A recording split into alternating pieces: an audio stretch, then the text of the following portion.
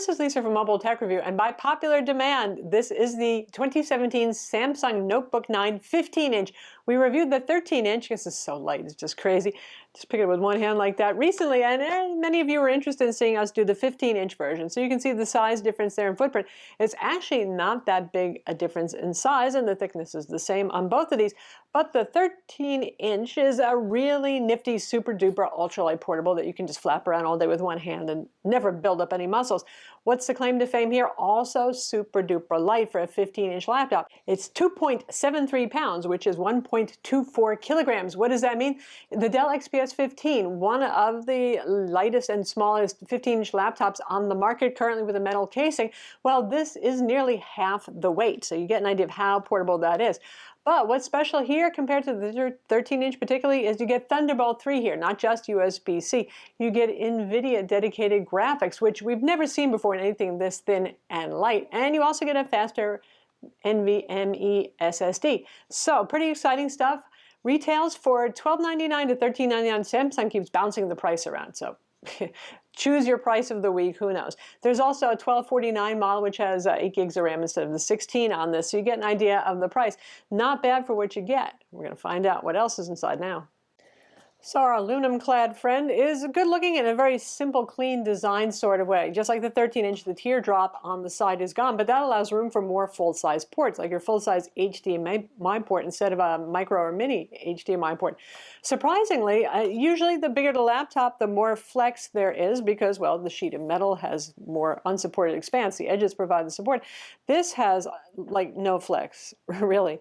There's no compromise here compared to other laptops on the market, whereas our 13-inch has a bit more. Now that was true of the last generation Notebook 9 also. It's interesting. It's hard to say why that is, but it's nice for those of you who find it disconcerting when it deforms.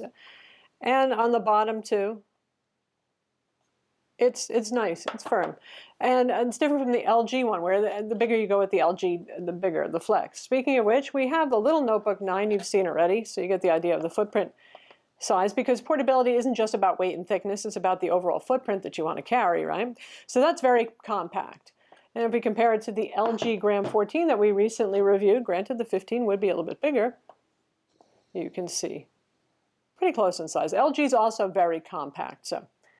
And lastly, the Dell XPS, oh my God, 15, which suddenly seems heavy. Usually it's like, wow, it's only 4.5 pounds or so. This thing feels absurdly heavy. Now, of course, it is a lot more powerful, but one of the smallest footprint 15-inch laptops. So to give you an idea of that, let's compare the footprint there. And the Samsung actually has a slightly smaller footprint. So pretty impressive stuff there in terms of overall portability. And for those of you who like to open your laptop with just one finger, MacBook style, the 13-inch that was hard to do because the base didn't have enough weight. This one has just enough weight that you can actually open it one-handed. Ooh, I don't care so much, but I know some of you really enjoy that. While we have it open, by the way, it opens to 180 degrees, just like the 13-inch model. See a big trackpad here? This is a Synaptics-made trackpad, MS Precision. Synaptics makes MS Precision trackpads, actually. And it has Samsung's usual customization that's turned off by default, and I would leave it turned off. That lets you navigate page forward, page back if you want to. The keyboard is backlit in a kind of yellowish green color. It's visible in the dark, that's what counts. It's multi-stage backlighting there. It works fine. Obviously a silver keyboard here. And I like the feeling of the keyboard despite the fact it's fairly low travel. It's a little less severe than something like the Dell XPS 13 or 15. When you hit bottom, it feels a little bit more cushioned. It's about 1.3 millimeters of travel, so that's fairly low travel, but it's not crazy, crazy low like a MacBook or something like that. And it's a very standard layout. You got your page up, page down here added on, and you have a D-pad over there. Nice normal stuff. And this is the fingerprint scanner that works with Windows Hello. Nice feature to have. So for something this portable, ports are pretty healthy. Again, that full-size HDMI port. On the right side, you have two USB 3.0 ports, and on the left side, you have a third one. So it's 3 USB ports total, traditional kind. You have a USB-C Gen 2/Thunderbolt 3 port. So that's pretty exciting, and that's something that the 13-inch is lacking, and the LG Grams are also lacking. Your usual combo headphone jack and a micro SD card slot. I guess better than nothing. Micro versus the standard size one, but it's something there. All right, to take this off, 10 Phillips head screws, teeny tiny little Phillips head screws right here, the kind that just will run away on you if you're not careful. Take this definitely metal cover off. Here's what it looks like on the inside. See the rubber standards right here? These are to help it feel more rigid. And they're pretty effective too, so like I said, this one feels less flexy than the 13-inch model.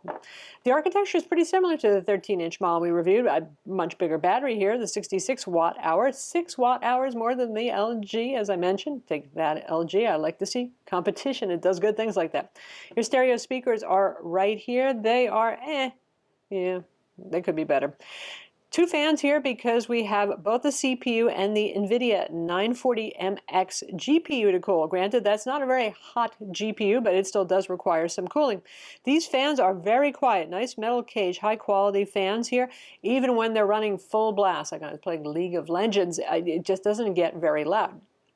Right here is your M2 SSD, so that's socketed and replaceable. It is a PCIe NVMe on the 15-inch model, so that's a step up from the SATA 3 in the 13-inch and in the competing LG grams. 256 gig in this configuration here.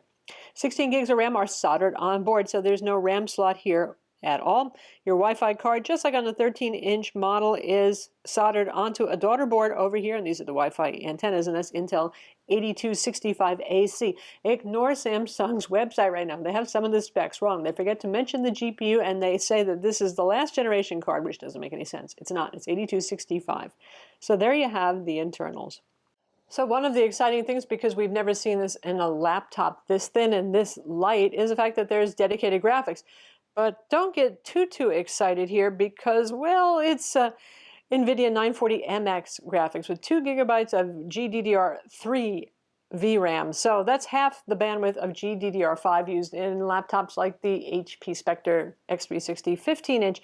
And that means about 15–20% less performance than the GDDR5 variant. Still, it's a big bump up from the Intel HD 620 graphics that's also inside. It's switchable via NVIDIA Optimus. So that means if you're doing lightweight chores, it's not going to run on dedicated graphics. It'll save you battery. There's no point to that. But if you launch one of the Adobe CC products or a game, it will kick in and use dedicated graphics. So it's enough to actually make, say, Adobe Photoshop CC noticeably a little perkier, and also a Premiere Pro if you're using it for video editing. It's not a bad experience for 1080p video editing. For 4K video editing, I'd still like to have a quad-core machine. This is a dual-core 15-watt Ultrabook Intel 7th generation Kaby Lake CPUs. Intel Core i7 right now is all that they're offering this with, and that's the 7500U with 2.7 gigahertz base clock speed. So it's a pretty powerful machine. It's like most laptops these days. It's a 15-watt dual core. It's not a quad-core powerhouse like the XPS 15 or a gaming laptop or the Razer Blade 14-inch. Different class is still here, but that's part of what affords it to be relatively quiet, relatively cool, and to have that long battery life. So for those of you who don't need to do the super duper heavy lifting, crazy computational kind of tasks for 4K video editing, why not go for something that's cool, quiet, and has long battery life? It's the idea with this kind of product. Now let's not cry in our beer over the 940MX. It really does make a difference if you're playing older casual games. League of Legends, you can see here, versus the 13-inch that we've gained about 30 to 40 frames per second. And instead of using medium-high, I'm using high settings when playing that. Older games like BioShock Infinite and Skyrim will be playable, whereas they're kind of not so much fun with integrated graphics. It's snappy enough to actually play with the 940MX. So besides Adobe Photoshop and Premiere and stuff like that, it'll get you a little oomph in gaming. But this is not for Battlefield 1, folks. Absolutely not. Or for Mass Effect Andromeda. Just like last year's models, there is no touchscreen option, and there's nothing above Full HD 1920 by 1080. That said, 1920 by 1080, if you have a good quality display, looks quite good, even at 15 inches. And I don't look at this and say, oh, I long for my 4K laptop or something like that. It's perfectly fine looking. And Samsung makes really good TVs and really good monitors, so they know something about making a nice looking display. There's like no light bleed to notice on this. It is glossy, but they have an anti-reflective coating. Not that you can really see it, but it's pretty effective. It's much like the MacBook Pro in that respect, where it just doesn't glare as much as, say, something like the LG Gram does. Now, Samsung claims 350 nits of brightness, and it has an outdoor mode, which is 500 nits. So they say. Now, I don't know if it was a Samsung driver update, because there's a Samsung update utility application that downloads some drivers, or I'm just imagining that out of the box it looked brighter, but in 2 days, suddenly it didn't look so bright to me anymore. And in fact, our colorimeter only measured 224 nits in normal mode and 300 nits for outdoor mode. I really wish I could tell you what's going on here, or if they're all going to be like this, if this is some kind of driver weirdness, or if this is going to be fixed with an update. I really don't know. It's bright enough to be usable, certainly indoors. It's not one of those that you would want to use outdoors, so if you need an outdoor laptop. And this is a traditional laptop. It may open to 180 degrees, but it doesn't do the Yoga 360 thing or anything like that. There are convertibles. This is not a convertible. No pen, no touch. That's it.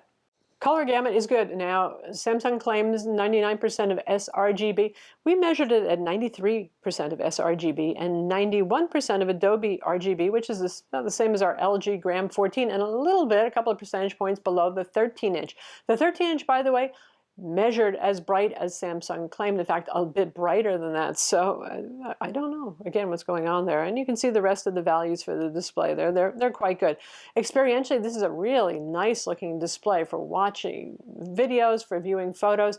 It's sharp, it's crisp, contrast looks good on it, it's colorful, and this Samsung does their color temperature feature, and you can see right here, where you can choose from a bunch of different presets, photo editing, dynamic, where it tries to adapt to whatever you're showing, and there's an HDR mode, which I found a little bit less effective on this compared to the 13-inch. The 13-inch looked noticeably poppier without looking too severe. Here, pretty much is just cranking up the contrast. Even the charger is very portable. This is a 65-watt charger. It's a little bit more than the usual dual-core Ultrabook charger with integrated graphics because, well, it has the NVIDIA 940MX to power up to. Not too much bigger than the 13-inch charger, though. You can see the difference there. So it's not like you have to worry about the charger adding a whole lot of weight or mass. It's also not like you're going to need this charger a whole lot. One of the neat things that Samsung did here is put in a 66-watt-hour battery. Now, the Gram that we just reviewed by LG, regardless of the size, you get a 60-watt-hour battery, which is pretty darned impressive in itself. And Samsung's Notebook 9 13-inch only has a 30-watt-hour battery, so you're looking at more than double the 13-inch battery capacity there. Granted, it does have the NVIDIA graphics. It's switchable, so you're not always going to be running on NVIDIA graphics and a bigger screen to drive, but that means easily 10 hours on a charge with light to moderate use and brightness set to 40% or so. So it's liberating, honestly. When something is this light and portable and doesn't need to be plugged into AC, it's just good stuff there. So that's the 15-inch 2017 Samsung Notebook 9, a crazy thin and light 15-inch laptop that is no burden to take anywhere, light charger as well. In favor of it, well, it's very thin, it's very light. I mean, absurdly so. You actually get dedicated graphics inside NVIDIA 940 MX graphics here. Thunderbolt 3, really a very good number of ports considering the size of the thing, a really very nice looking display. In terms of absolute metrics, it might not tick the wow, it's extremely high 4K or super high gamut, but to look at it, it's just really nice.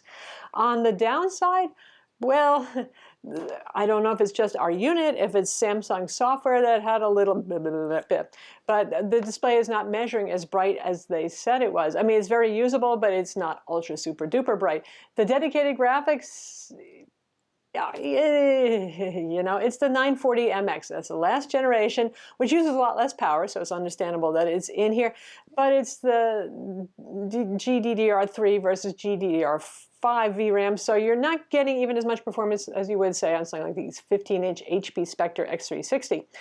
But it does help. It helps a little bit. Other than that, it's really hard to find fault with this. It's well put together. It's got a pleasing, nice modern design, a metal casing, ample ports, backlit keyboard, a very good trackpad, and as long as you don't need a touchscreen, it's a go. I'm Lisa from Mobile Tech Review. Be sure to subscribe to our YouTube channel for more cool tech videos, and thumbs up if you like the vid.